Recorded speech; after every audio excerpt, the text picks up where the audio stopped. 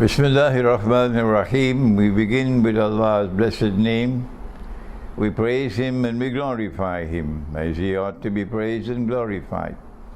And we pray for peace and for blessings on all His noble messengers, and in particular the last of them all, the blessed Prophet Muhammad sallallahu ta'ala alayhi wa sallam, as we greet you on this, the 4th day of the new month of Jumadil Akhirah, from my sitting room here in my native island of Trinidad in the Caribbean, with Assalamu alaikum wa rahmatullahi wa barakatuh.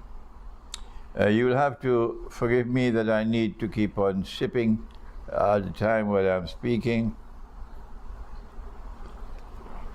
because I have a dryness in the mouth, and that's causing the smacking of the lips. Today's talk is entitled, it's an ominous one, but I am connecting the dots. That's what Allah has gifted me with.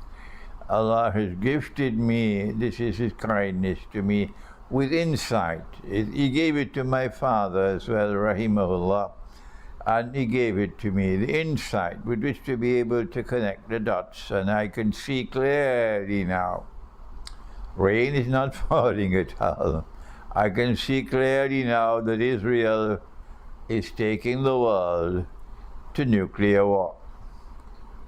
And so our topic is Israel is taking the world to nuclear war. And when that war does take place, no one knows at all how many will die. No one knows how many parts of the world are going to be utterly destroyed, and no one can live there anymore. We don't know, because we never had such a war before in history. But what we do know is it would not be the end of mankind on earth, not at all, because our Islamic eschatology, excuse me, I have this cough still here with me, I'm trying to battle with it. Our Islamic eschatology tells me of many events which will occur after the Great War.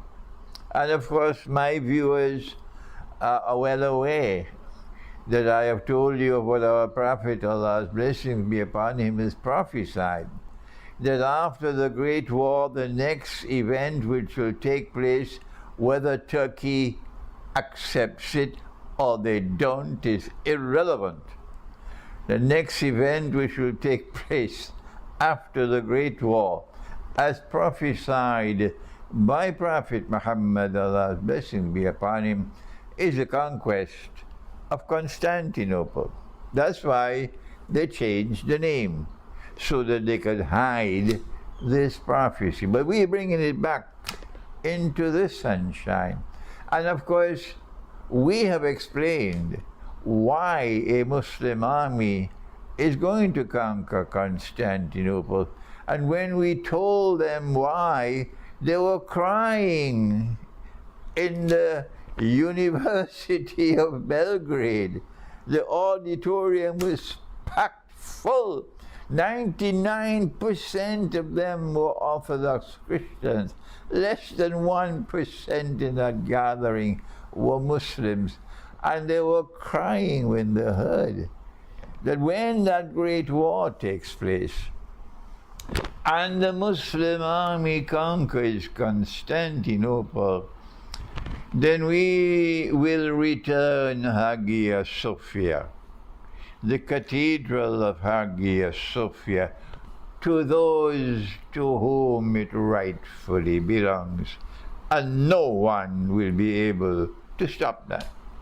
So now then, when will the Great War take place? Of course, only Allah has all knowledge. Only Allah. But we have the right to seek to anticipate when we connect the dots. Of course, those who are going to trigger the Great War, they know when they're going to do it. But we have to go to the subject of the antichrist, because the Great War is connected with the antichrist, or Dajjal, the false Messiah. They don't teach this subject in universities. And our brothers in Christian eschatology do not have as much information about the antichrist as we have in Islamic eschatology. And we share it with them in a fraternal way. There is no boxing match, not at all. There is no rivalry, not at all. We are brothers to each other, and we are the two people on the face of the earth who believe as a matter of faith that the Messiah came, that the Messiah left, and that the Messiah will return. And so now, when we turn to the subject of the Antichrist in Islamic eschatology, we find that the Quran refers to him, and this is an ayah mutashabiha, meaning a verse which has to be interpreted to be understood. And when we interpret the Quran, we know that only Allah can confirm that an interpretation can be correct. And so, when we interpret the Quran, there is no boxing match. And an interpretation of the Quran must not be used to divide the believers at all. So we interpret, but we say Allah knows best. If our interpretation is correct, it will become truth, and it will survive.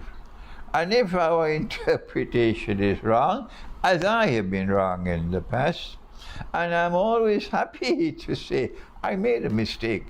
But when I make a mistake, I must be the first to rush to correct myself at all. There must be no pride in trying to hide my mistakes, not at all. That's not the way of scholarship. And so the Quran has told us, if you make a mistake when making an interpretation, you still will get blessings for the effort that you made, inshallah. But tomorrow, it will go down the river of no return. It will be forgotten. And so now in the Quran, in Surah Al-Mursalat, we have identified this verse. بعد أعوذ بالله من الشيطان الرجيم انطلقوا إلى ظل ذي ثلاث شعب. It must be about 10, 15 years ago when I identified this verse as relating to the Antichrist. Proceed, says the Quran, to a shadow which will comprise of 3 parts. Proceed to a shadow which will comprise of 3 parts. And I say, and Allah knows best, this refers to the Antichrist, to Dajjal. I see the same thing in Christian eschatology when they have 3 parts, 6 and 60 and 600, so 666. But in our eschatology, we have a prophecy of Prophet Muhammad, Allah's blessing be upon him, which is in harmony with this verse of the Quran. He said that when the Antichrist is released into the world, he will live on the earth for 40 days. One day would be like a year, meaning a long, long period of time.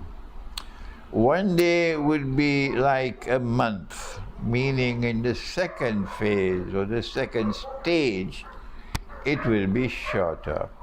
One day which will be like a week, meaning that in the third stage of the life of the Antichrist, it will be a very short span of time. وَالسَّائِرُ أَيَّامِهِ كَأَيَّامِكُمْ. And despite the fact, now listen carefully to this, because this is the first time I'm explaining it this way. Despite the fact that the first day is like a year, and the second day is like a month, and the third day is like a week. Yet all his days are like your days. This is the first time that I am explaining this hadith this way. Now then, when I write my book on Dajjal, the Quran and time, there will be more analysis on this hadith. But for today, what we have in Islamic eschatology, and I got an email today from a Christian eschatologist, and he was commenting on this hadith of the Prophet ﷺ and offering his view and interpret. This is a Christian eschatologist in contact with me. So we said that in the first stage of the Antichrist, a stage which would last for a long time, or secondly, listen carefully, in which there will be the appearance that time is moving slowly, slowly, slowly, slowly, and what we are experiencing might last forever.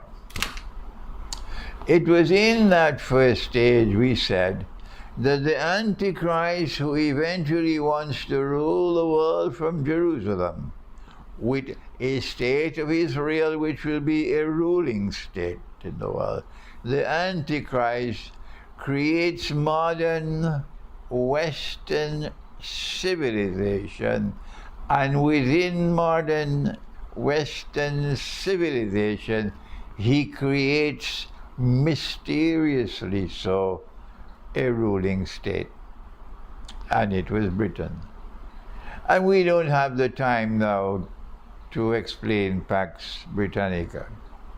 And then we said that in the second stage, the Antichrist gave to the world a Pax Americana, in which the United States of America replaced Britain as the second ruling state in the world in modern Western civilization. This subject was dealt with. This is the heart of my first book in Islamic eschatology, Jerusalem in the Quran. And I want to share with you that perhaps the time has now come, because of what is happening in Gaza, and because public opinion is changing around the world, for us to try to persuade the bookshops around the world to start stocking my books, including Jerusalem and the Quran. But I have more to say about that later. And so then we said that the Antichrist still has a third stage. My Christian brother who wrote to me today is of the opinion that no, it was the Roman Empire which was stage one. And then he said it was Britannia, Pax Britannica, which is stage two, and Pax Americana is an extension of Pax Britannica. And I can't remember now what he said about stage three. Anyhow, we have the view that no, Pax Romana, or the Roman Empire, had nothing to do with the Holy Land at all, bringing the Jews back to the Holy Land at all. So we don't see the imprint of the Antichrist there in the political conduct and the military conduct of the Holy Roman Empire. But now then, we say that the third stage will be a stage in which Israel will attempt to rule the world and to establish a Pax Judaica. And then the Antichrist would complete his 3 days before we see him in person, and he would be ruling the world from Jerusalem, and then he will declare, I am the Messiah. And when he says that I am the Messiah, and you and I, who are listening to me, Christians and Muslims, and maybe some Hindus as well, we would be able to recognize him. This is the Antichrist. This is Dajjal, the false Messiah. He is not the son of Mary, of Maryam. He is the Antichrist. But our Salafi brothers will say, no, he cannot be Dajjal, because Dajjal sees with only one eye. He's blind in the right eye. He sees with his left eye. He's blind in the right eye. It looks like a bulging grape. And this man is seeing with two eyes, so he cannot be Dajjal. So we say, let Salafi people remain sitting on a sofa chair waiting for Dajjal to come, because they do not understand the mutashabihat and the capacity. They don't have the capacity to interpret the Quran. Now back to our subject. If Israel is to rule the world from Jerusalem, then Israel, and to succeed a Pax Americana, we have argued that you need a great war to do that. The passage from Pax Britannica, the emergence of Pax Britannica, required Britain to wage war continuously using the Navy, the British Navy, and the British Army land war and naval war for hundreds of years. Hundreds of years. But when the time came for the passage from stage 1 to stage 2, there were two big wars. There was the First Great World War, First World War, and the Second World War.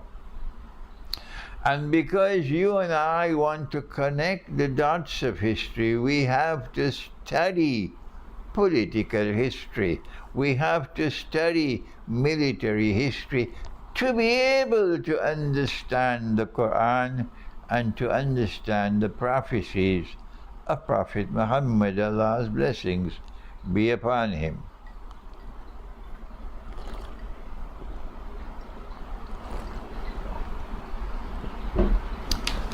Our critics don't appear to have that interest. We saw that in the First World War, it was a false flag, an assassination of the Grand Duke Franz Ferdinand of Austria-Hungary, who was assassinated in Sarajevo in the summer of 1914. But on Judgment Day, we'll get the evidence that the gunman was not acting on his own, that there was a planning behind it. There were actors behind him who targeted the assassination of Franz Ferdinand, because they wanted to use this to have a domino effect, to bring about a war which they had planned. Oh yes, they had spent a long, long time planning the First World War, long in advance. And all that they needed was the bushfire with which to start it. And that was the role of the assassination of the Grand Duke Franz Ferdinand of Sarajevo. And then the First World War took place. And we noticed in the First World War that Britain and France had approached Russia, and their purpose was to deceive Russia and take Russia for a ride. I chatted today for a long time on the phone with my dear friend Ken O'Keefe, and Ken might be listening to this lecture as well. And I explained to Ken, and he laughed. He laughed. I said, the Tsar Nicholas of Russia was a man who belonged to a family which had faith in the Lord God. They were pious Christians. But while he had faith in his heart, he didn't seem to have more than peanuts in his head. And so the British and the French were successful in deceiving Russia and establishing a triple alliance with Russia. They knew it was going to be a formidable fight. They knew that millions were going to die fighting Germany and fighting the Ottoman Empire, but because these were two massive military machines. And they didn't want Englishmen to take the brunt of the fighting, and they didn't want Frenchmen to die so many numbers on the battlefield. So they used Russia as their guinea pig. And so long as the war was prolonged, and Russia was suffering so many men being killed, and the Russian economy is in straits, difficulties, they were able to intervene and to win public opinion in Russia against the Shah. And so they attacked him with a sword both from the front and from the back. And they were able to bring about the Bolshevik Revolution. But this I'm sharing with you, as I did with Ken today, to show you how the planning took place for the First World War.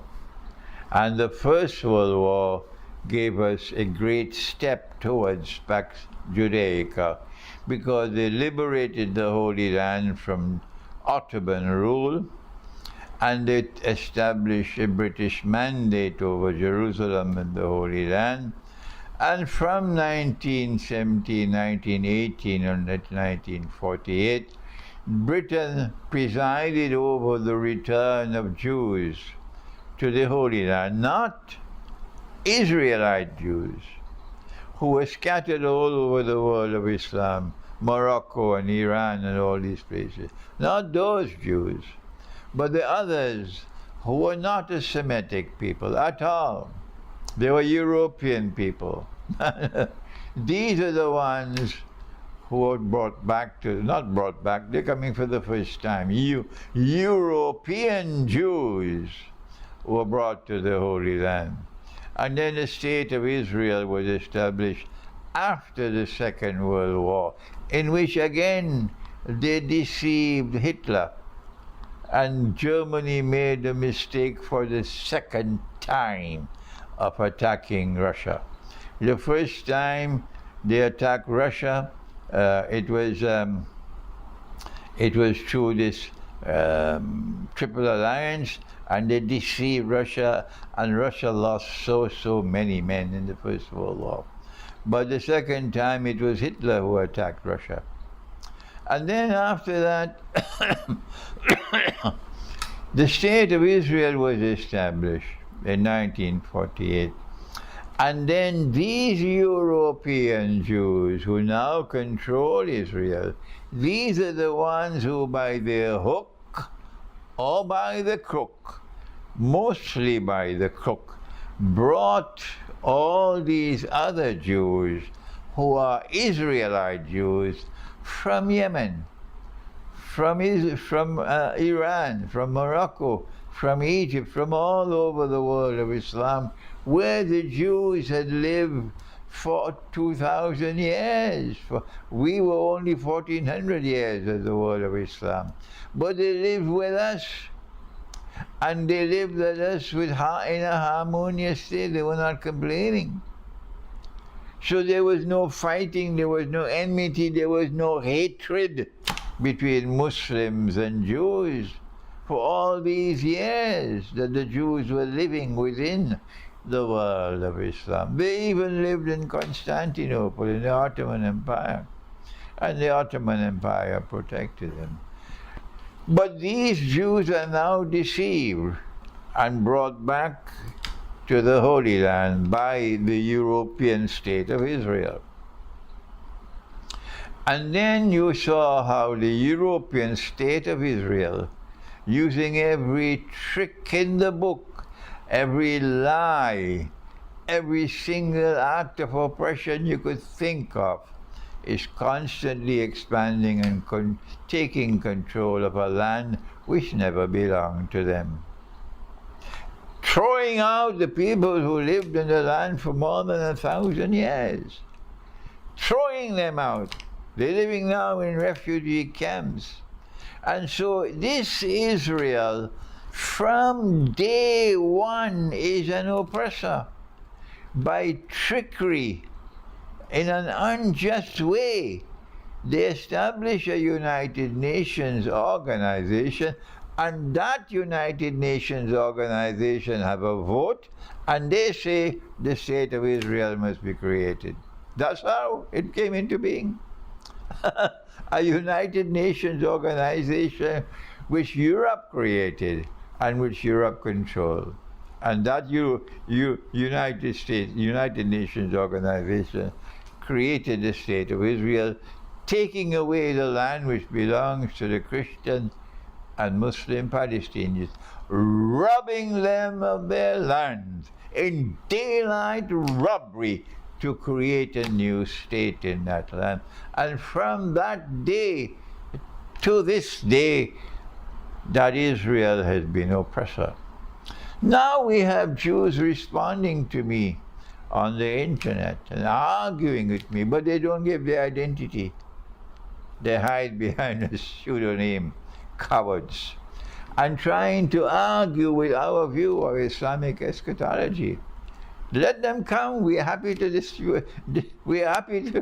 combat with them, to do intellectual combat with them on the internet. But I'm not going to share a platform with a Jew who supports the state of Israel. You can't have a friendly dialogue with me. Forget it. And so now, what has been happening is that in order for this Israel to replace the United States of America as the next ruling state in the world, so that the Antichrist would have his third stage of his mission, a day like a week.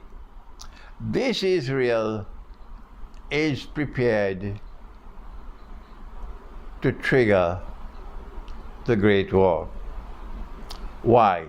Number one, to substantially reduce the population of the world. And I am not the only voice speaking about this. No, there are so many others already saying the same thing, and they're not saying it from the perspective of Islamic eschatology at all. That there is a plan afoot to substantially reduce the population of the world. They might say, well, there are too many cockroaches in the world. We have to get rid of all of these cockroaches. We are the chosen people of the Lord God. But secondly, there are two major powers in the world now. There used to be the Soviet Union, and there used to be the Western Alliance. And then when the Soviet Union folded its tent and disappeared into the darkness of the night, then a Russia emerged, mysteriously so, which returned to Russia's Orthodox Christian heart. And once that happened, then China was the first in the world to have the insight and to have the political acumen to recognize that this Russia is not a rival to China. The previous Soviet Union was a rival to China, but this Russia is not a rival to China. Indeed, China came to the conclusion very rapidly that this Russia can be trusted while the West cannot be trusted. And so China reached out to this Russia after the Soviet Union was folded its tent and disappeared into the darkness of the night. And Russia responded to the Chinese initiative, and an alliance between Russia and China emerged. And this alliance became a formidable military and political and economic bloc in the world, rivaling the West, rivaling NATO. And now we see, in fact, that Russia is the greatest military power in the world today. But Israel wants a great war between these two giants,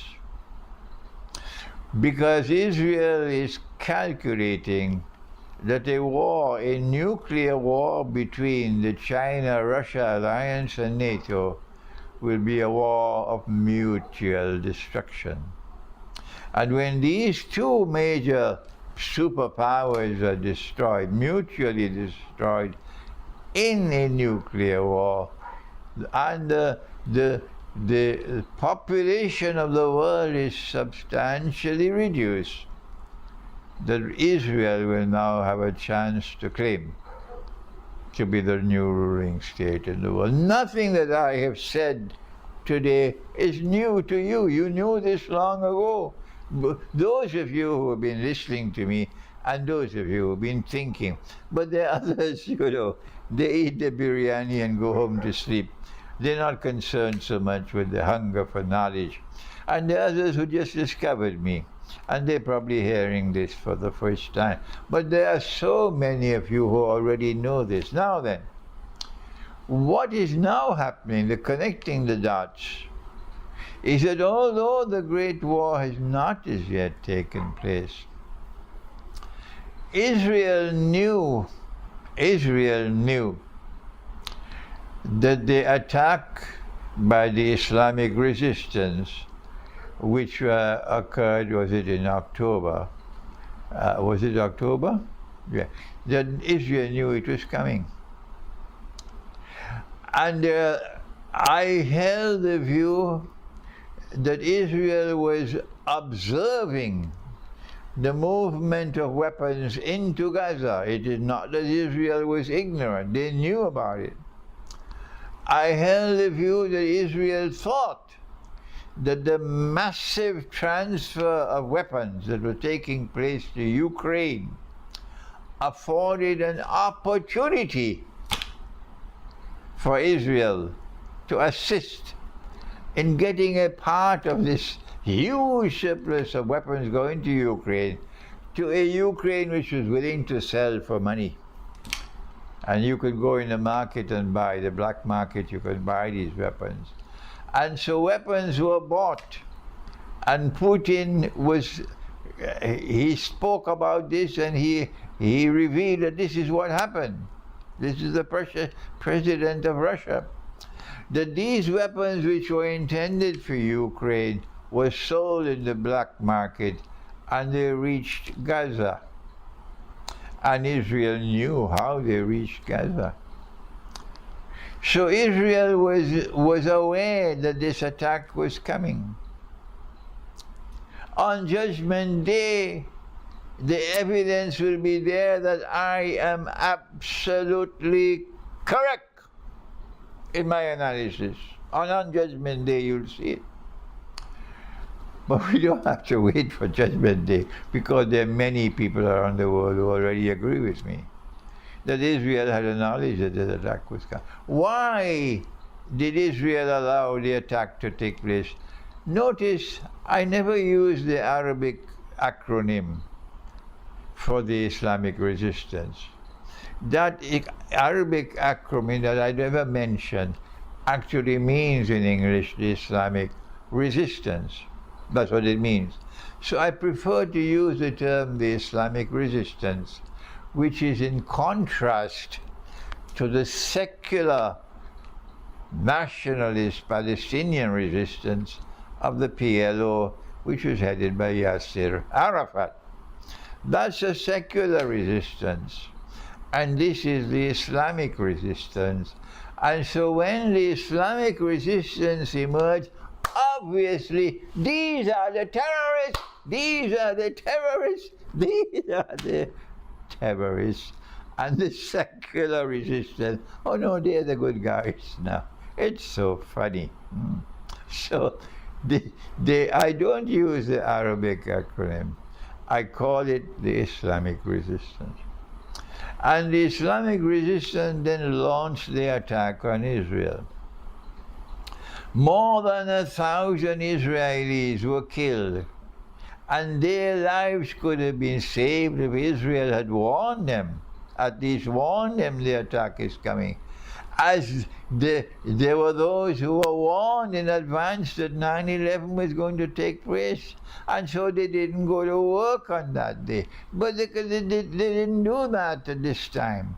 So these people lost their lives, and so many of them were taken as prisoners of war, or they call them hostages.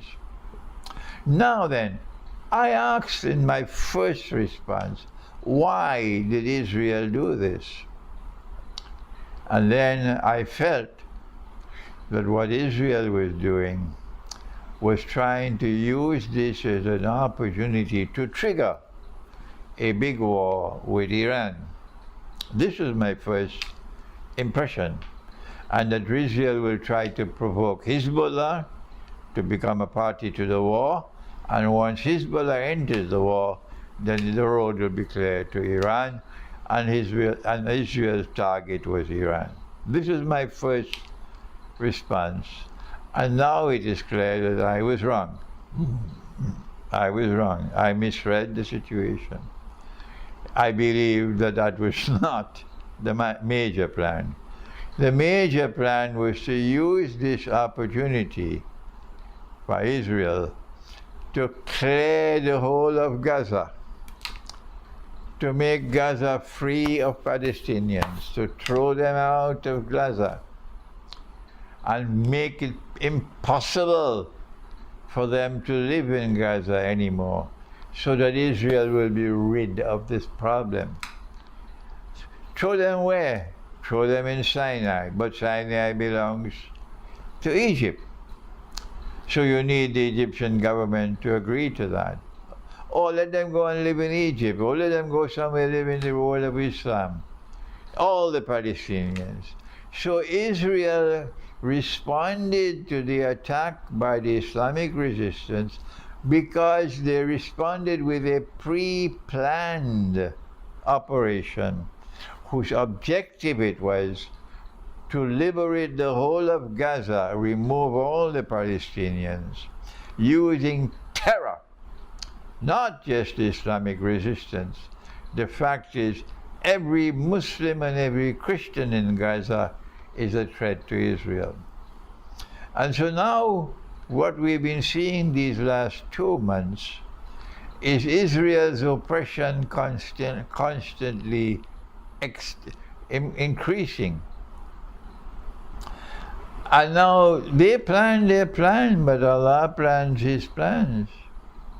And in the same way that look at what happened with the Soviet Union, which was an evil state, an atheist state, oppressing the Christians, oppressing the Muslims, oppressing the religious way of life, and yet the Soviet Union was able to transform Russia overnight into a highly scientific and technologically advanced country, willing and capable to become a formidable, the most powerful military force in the world.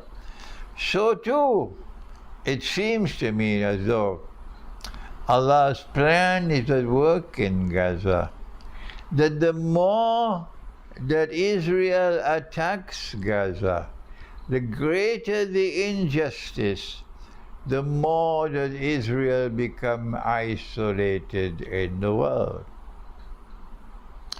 Most of mankind today, despite the fact that the media around the world has always been used for propaganda in favor of the Western world and in favor of Israel, despite all of that propaganda, all these decades, today public opinion around the world is moving more and more in favor of the oppressed Palestinians and against Israel. And if you look at the voting in the United Nations Security Council and in the United Nations General Assembly, I believe there was a resolution today. I don't know what has happened in the Security Council today, but the last time the Security Council voted, it was the United States which cast the solitary vote, only one country in the world, in support of Israel. But because the United States is a permanent member of the Security Council, it had a veto power. But now today, I don't know what happened today.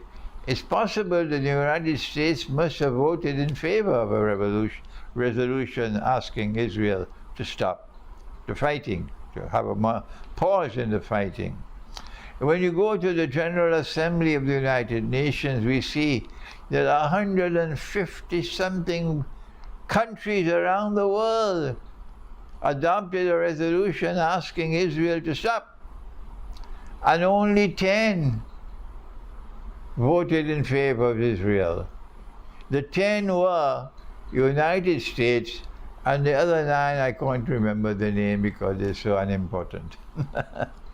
And so I'm concluding this talk by saying to you that Israel is becoming more and more isolated in the world. That even Britain and France are now asking Israel to stop the fighting. So what's going to happen? Answer: those who want Pax Judaica will now realize that the United Nations is no longer an asset. The United Nations has now become a liability. Number 2, that maybe the time is approaching soon, because Israel is becoming more and more isolated, for them to trigger the next world war. How will it be triggered? I don't know, but it's going to be a false flag. But when it is triggered, I believe it'll take Russia by surprise. It will take China by surprise, and it probably will also take NATO by surprise. Because it is not NATO, it is not China, it is not Russia who wants the Great War, the nuclear war. It is Pax Judaica. Those who want Pax Judaica, they are the ones who will trigger off the Great War. And I am recording this video because of my connecting the dots, and because I have a duty as your brother, studying Islamic eschatology while the others are eating their biryani and couscous and going home and sleeping. I have a duty to you to share with you my analysis when I connect the dots that Israel is now taking mankind to the nuclear war. Thank you. Wassalamu alaikum wa rahmatullahi wa barakatuh.